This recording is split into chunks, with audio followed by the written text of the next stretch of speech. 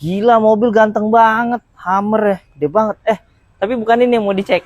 Ini nih, Kyoto Checking mesin yang model Pro. Ini kita lagi cek mobil. Aduh, kejedot.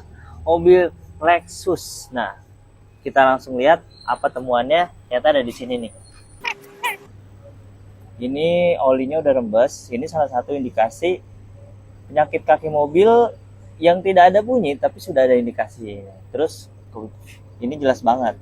Ini harusnya nggak boleh ya, nggak bisa digerakin pakai tangan. Dan ini udah peot banget, artinya udah indikasi ada kerusakan di link stabil. Nah, kalau dibiarin bisa kemana-mana dan paling parah bisa sampai rekstirnya.